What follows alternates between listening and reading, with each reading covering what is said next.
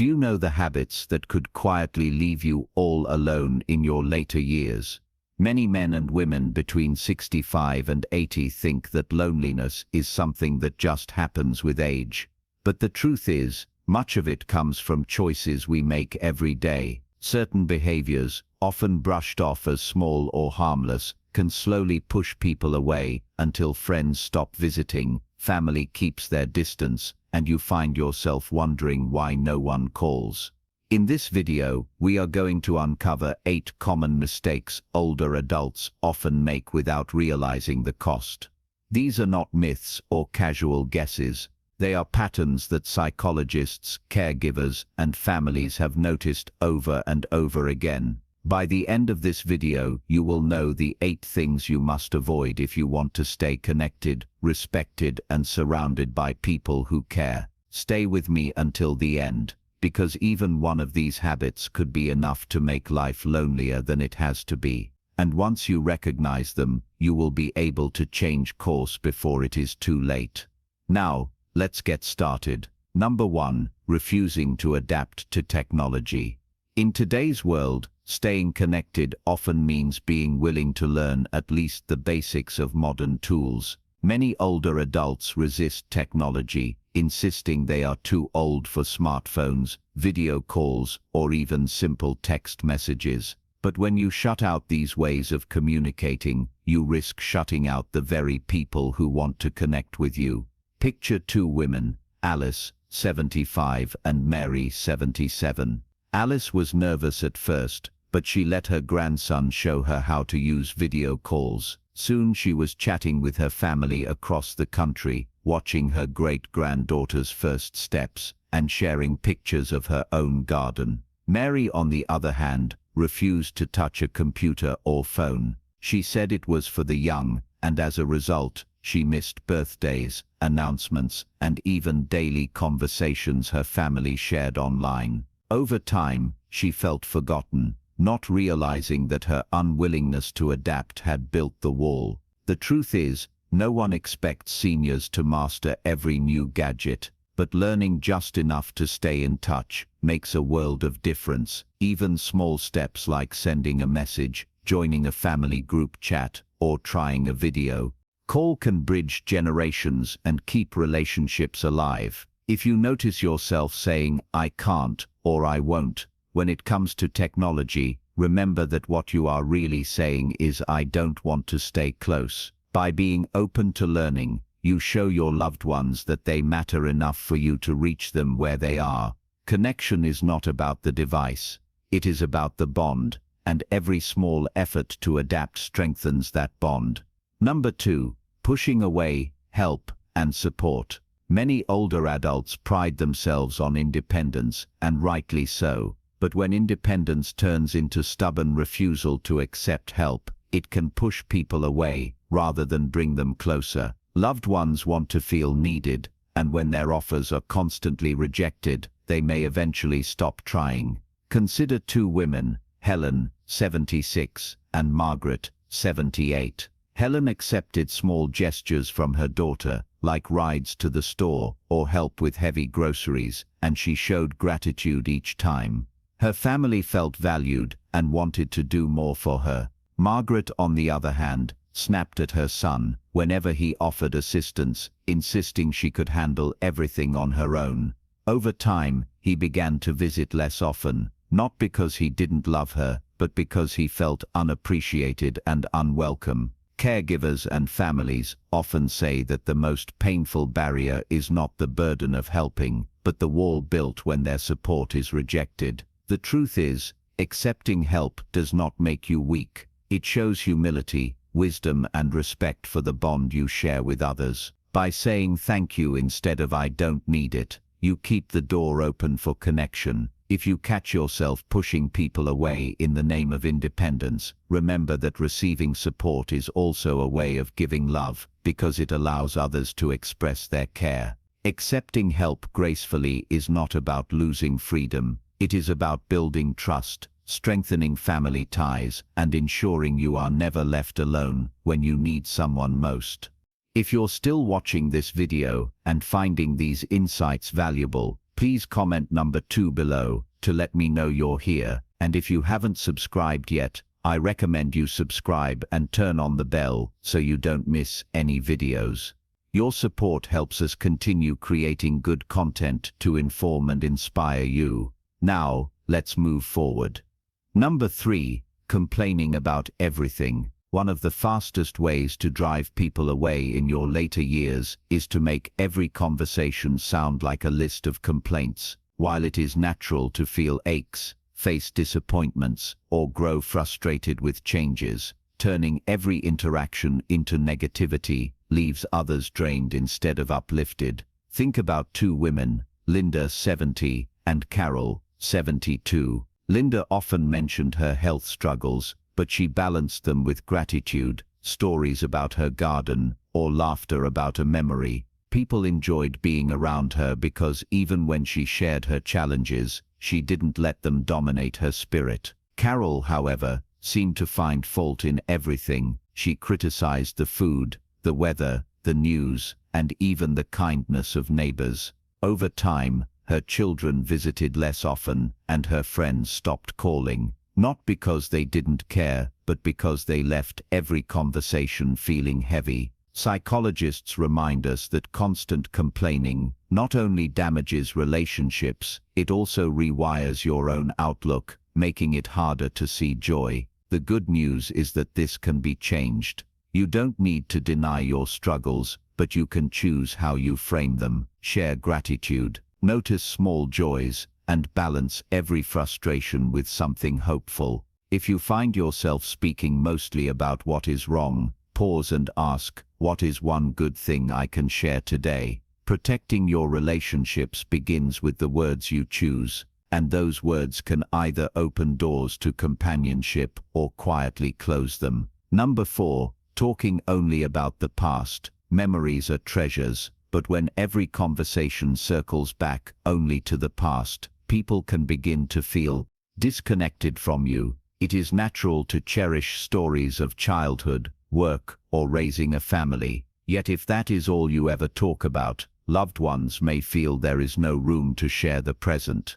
Think of 2 men, Frank, 79, and David, 81. Frank enjoyed sharing memories, but he also asked about his grandchildren's lives, showed interest in their hobbies, and even tried new things with them. His family loved visiting because he brought the past alive while staying engaged in today. David, however, repeated the same war stories, the same job tales, and rarely asked about anyone else. At first his family listened patiently, but eventually they began to shorten visits and call less often, not because they didn't care, but because the conversations felt stuck.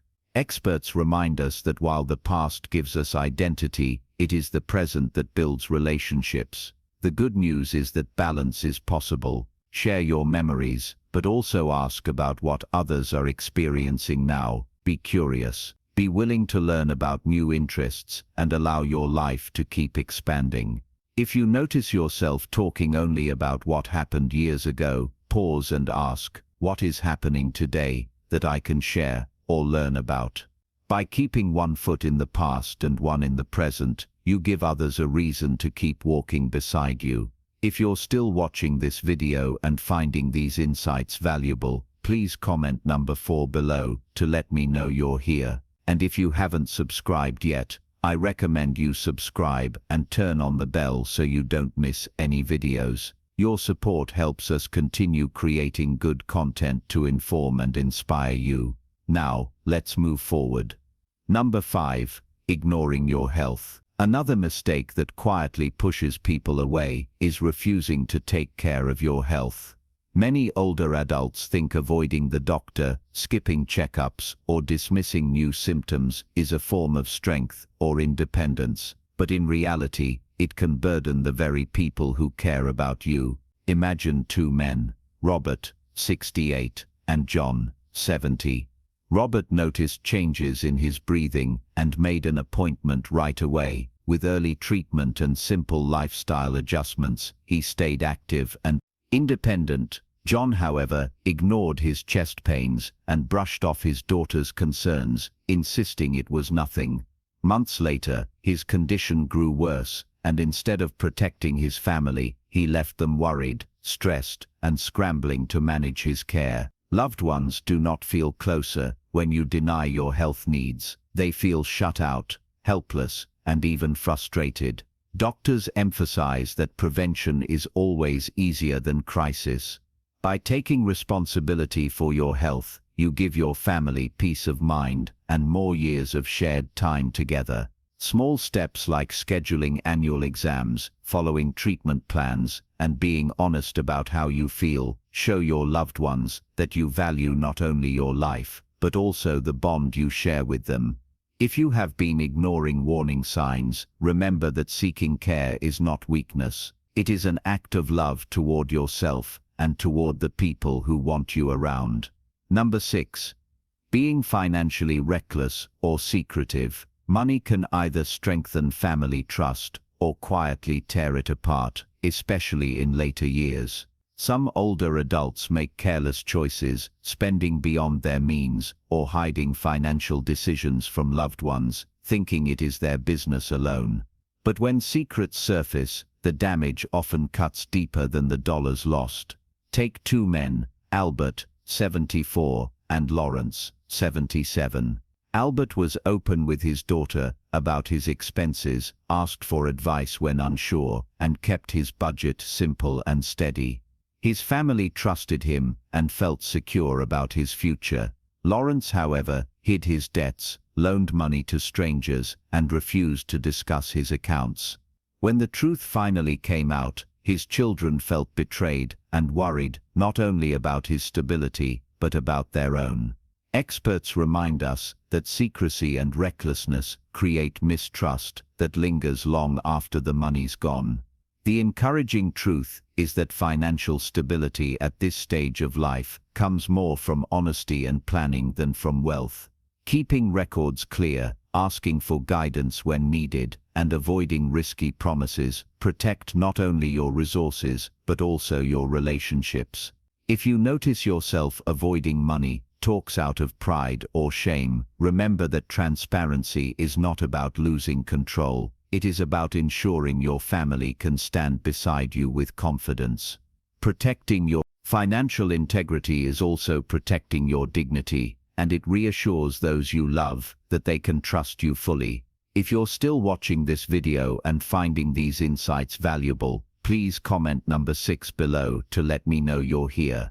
And if you haven't subscribed yet, I recommend you subscribe and turn on the bell so you don't miss any videos. Your support helps us continue creating good content to inform and inspire you. Now let's move forward. Number 7. Refusing social invitations. It may seem small to say no to a lunch, a church gathering, or a neighbor's invitation, but when it becomes a pattern, it quickly leads to isolation. Human connection thrives on shared experiences, and when you keep turning down chances to be with others, they eventually stop asking. Think about two women, Dorothy, 82, and Irene, 80. Dorothy sometimes felt tired, but she pushed herself to attend her book club or Sunday coffee with friends. Each time she went, she returned home, feeling uplifted, laughing about stories, and looking forward to the next meeting. Irene, however, always found a reason to stay home. At first her friends insisted, but after months of rejection, the invitations stopped coming. She later realized that her silence had built her own loneliness. Experts remind us that social activity is not about being busy all the time. It is about staying connected, sharing laughter, and letting others know you value their company. The good news is that it is never too late to say yes more often. Even one small gathering a month can refresh your spirit and remind you that you are not alone. If you notice yourself making excuses out of habit, pause and ask whether saying yes could bring you joy. Protecting your social life is protecting your health, because companionship strengthens the heart, sharpens the mind, and keeps you standing strong in your later years. Number 8. Criticizing younger generations. One subtle but damaging habit that can push children, grandchildren, and even neighbors away is constant criticism of younger generations. While it might feel natural to notice differences in values, music, or lifestyles, pointing them out negatively only builds walls instead of bridges. Take the example of two men, Stanley, 83, and Paul, 81. Stanley welcomed conversations with his grandchildren about new technology and modern culture. Even when he didn't fully understand, he listened with curiosity and asked them to show him how things worked. His family loved spending time with him because they felt respected and appreciated. Paul, on the other hand, dismissed nearly everything new, insisting the world was going downhill and that young people lacked respect. Over time, his grandchildren visited less often, preferring to spend time with people who valued their presence. Psychologists note that constant criticism often feels like rejection, leaving younger family members questioning their place in your life. The truth is, curiosity and encouragement go much further than judgment. Even if you don't agree, asking questions, listening, and showing interest can keep relationships strong. If you find yourself saying, "In my day, things were better," more often than offering praise, pause and remember, every generation has its strengths. Choosing encouragement over criticism not only protects love and respect, but also ensures you are surrounded by warmth rather than silence. Final thoughts. Now that you're aware of these 8 habits, take a moment to reflect honestly on your own life. Are you nurturing connections or allowing small behaviors to push people away? The encouraging truth is that none of these mistakes are permanent. Choosing to complain less, care for your health, embrace technology, balance memories with present conversations, accept help, be transparent about money, say yes to invitations, and support younger generations are all within your control. Making these adjustments not only protects your relationships, but also preserves your dignity, independence, and joy in later years. Loneliness does not have to define your story. Every step toward openness, gratitude, and connection leads to a richer, more fulfilling life. Your family, friends, and community want to share that life with you, but it starts with the choices you make each day. The future you create in your 70s and 80s will be shaped not by what you've lost, but by the love and warmth you choose to give and receive. Thank you for being here with us today. We'd love to hear from you. Leave a comment below, sharing one thing you learned and how you plan to use it in your life. Your thoughts matter to us and give us motivation to continue. If you found this video helpful, please like, subscribe, and share. Your support allows us to keep creating meaningful content to inspire and uplift. Thanks for watching. We look forward to seeing you in the next video.